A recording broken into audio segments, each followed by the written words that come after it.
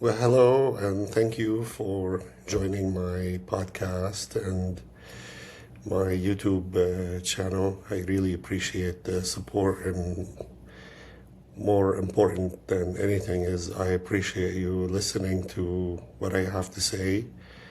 I named this YouTube channel No Fog for a reason because I wanted to provide clarity and simple things for people to understand what's going on. And also, I wanted to document my experience specifically in the military and so far in the United States. So I want you to be assured that I'm proud of my military service. I'm proud of my affiliation with the California Army National Guard and the United States Army. I met some of the greatest people in my life through the missions that I've been on and the deployments, and it's really was really good to see how many people are dedicated to defending this country and serving this country, because they really, in the end, they don't get much in return.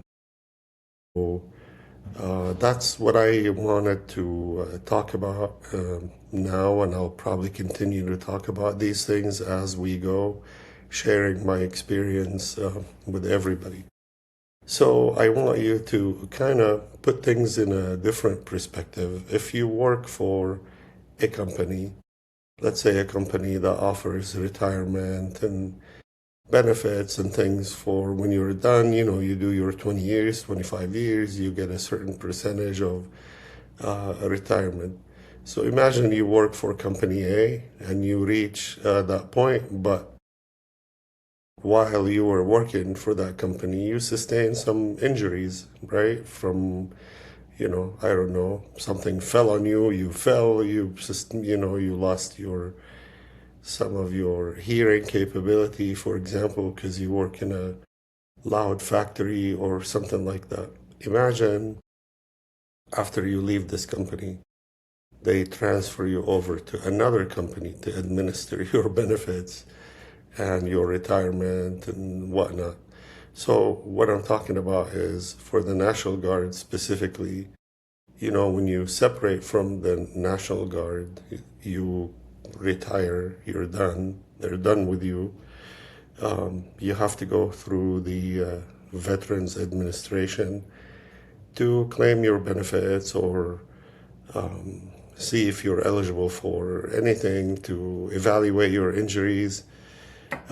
This process could take some people 1 to 2 years, basically, of submitting paperwork, a ton of paperwork, then evaluation, then doctor's appointments, and you know. So think about that for a minute. Can a civilian company get away with that? Can a civilian company tell you, oh, yeah, you're done, you're retired, goodbye. Now you belong to company B, and they're in charge of that. Company B basically doesn't know anything about you. Now they're in charge of, giving you medical checkups and validating your injuries if you truly are injured uh, during work or not. So it's called service connected in the military. So they have to validate your injuries, even though some of those injuries are documented in your record when you were in the military, medical records, or when you came back from deployment and, they check you to see if you're okay or something happens to you. For example, I sustained some injuries. One of them is I lost some hearing in my left ear, so that was documented in 2004 when I returned from Operation Iraqi Freedom. That should already be with the VA, which they received that, but I should have been automatically issued a disability, basically. Not necessarily a disability, say, rating, but I should have been declared a disabled veteran right at that point. But what happened is I really wasn't declared a disabled veteran until I left the military 2 years, almost 2 years after I left the military, because I had to submit to the VA. And of course, the first submission, they claimed they didn't receive it, which I sent it certified registered mail, and somebody at the VA signed for it, but they still claimed that they didn't receive it. So right there, that was a delay of 1 year. Then when I resubmitted again, it took them another year to process my claims and make me doctor's appointments and all that.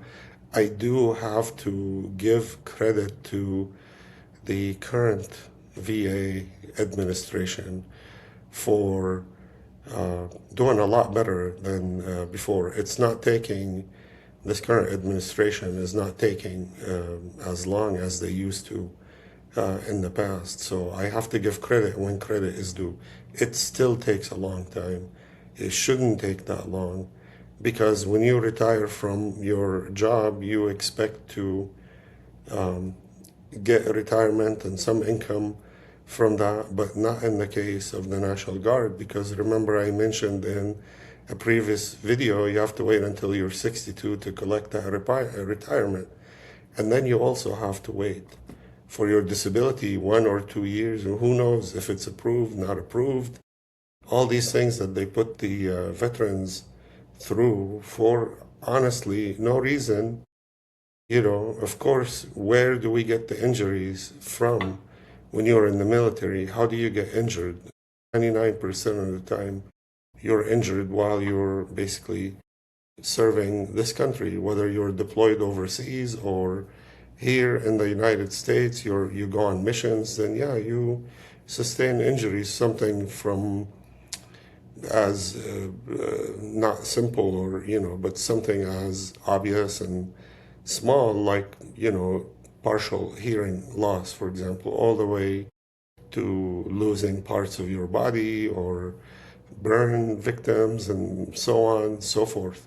So why should it take that long for somebody to get disability from the VA or their retirement when it comes to the National Guard?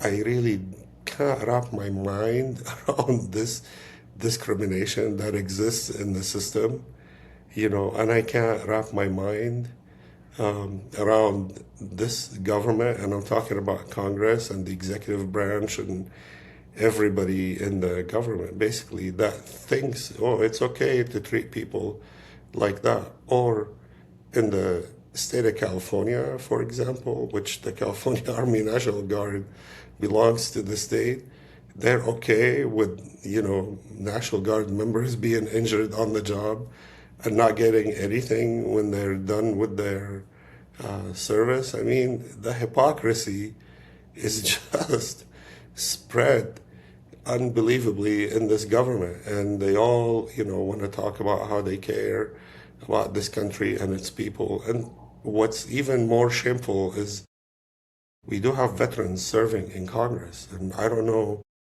why they don't fix this quickly, why they don't change the laws. I don't understand why we vote for people to go serve in Congress and then they don't change the laws, they don't make new laws to keep up with the times, they don't, make laws to protect the National Guard service members. When they deploy, you expect them to be frontline troops now. So why can't they get frontline benefits? It's beyond me, this kind of carelessness in dealing with this issue of, doing what's right for National Guard service members. And that, I'm not talking about just the state of California or the California Army National Guard. I'm talking about every National Guard unit in every state in this country. They're all now frontline, units. So they need frontline benefits. They also need frontline equipment, frontline resources, right? You don't just give them garbage and expect them to go fight wars for this country. And then we have all this military budget and all the money they spend on all the high-tech weapons and the Navy ships and airplanes and all that, and which we need, and I'm all for that. But what about the basic equipment for an infantry soldier or a Marine in this case? You know, because they do similar jobs. You're talking about infantry, basically troops that run around and fight on the ground. How come we don't equip them with the best equipment out there? It's a shame, honestly. And you know, when I was in the service, well, yeah, we accepted that shortfall, and we're like, they used to say, suck it up and drive on. Okay, so we did a lot of that, and where did it take us? Honestly, I mean, nowhere. When we came back to nothing. And that's what I'm trying to explain to people, is that process that a National Guard member goes through, okay, and then what happens when they're done with their service, what kind of care they get. It's already, when they start in the National Guard and they spend that many years in the serving the National Guard, it's not, the pay is not competitive. So it's way below what the market pays for certain jobs. And I'm not talking about necessarily doctors and they are underpaid in the military, but I'm talking about truck drivers, for example. Well, National Guard troops don't get paid. When they drive trucks, they don't get paid like a civilian truck driver. And I'm not saying that they should, for example, because the military serves a different function. But I just want you to do a comparison and see how this human resource of National Guard service members is being taken advantage of left and right, and the government, people in government are not doing anything to mitigate these things. They're not doing anything to make it even more attractive for people to join the National Guard or the military, because like we talked about in the previous episodes about how this is a voluntary force and you have to have enough qualified people joining the force to not have a draft. Well, then you have to make it attractive. And yes, people join the military. The biggest chunk of the reason they join the military is they want to serve the country. But that's not the only thing. People, sometimes they want to learn, they want to go to nursing school or truck, they want to be truck drivers, so when they leave, they can work as truck drivers or heavy equipment operator. There are many functions in the military that apply to civilian functions, like warehouse management, supply management, all these things, air traffic controllers. People can join the military, basically get a skill out of it to help them get a job when they leave the military. But the majority of people join the military, and the main reason is to serve this country and feel like they contributed something, to make them proud. And, in my case, I joined the California Army National Guard right before I became a U.S. citizen. So that kind of gave me a sense of comfort and ownership in my citizenship. I didn't feel that it was just obtained by me because, well, I checked the block and I met the number of years required to become a U.S. citizen. I felt like I truly earned it. And I'm not saying that people that don't serve in the military did not earn their citizenship. I'm just using me as an example and the way I processed information in my head. So for me, there was the aspect of service, there was the aspect of earning my citizenship and feeling comfortable with that. So I joined the service. But in the end, I found out that when I left to apply for jobs, I wasn't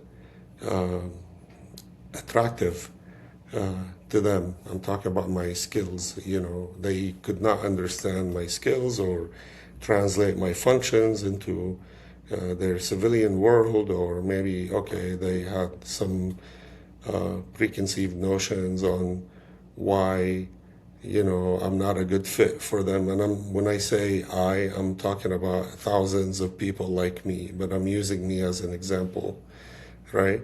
Why I'm not a good fit, why I don't belong here, or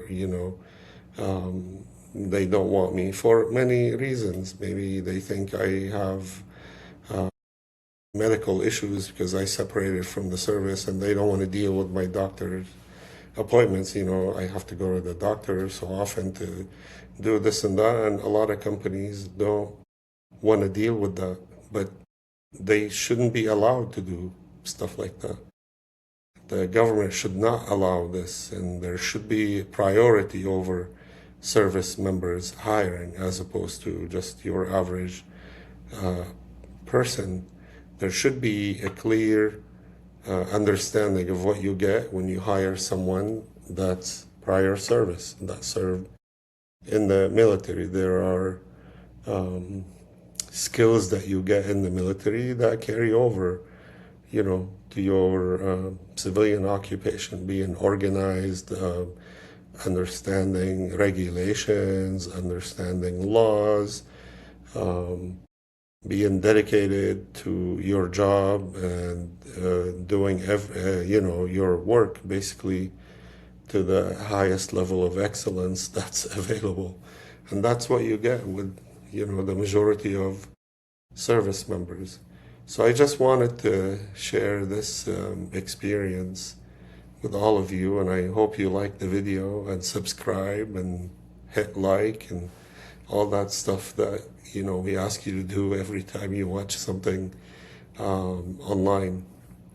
But also write comments. I mean, if you agree, disagree with me, if you have anything to say, please feel free to comment, because I served in the military, so technically I have thick skin, and I can take your criticism if you have any. Okay, well, thank you so much, and I'll see you the next episode.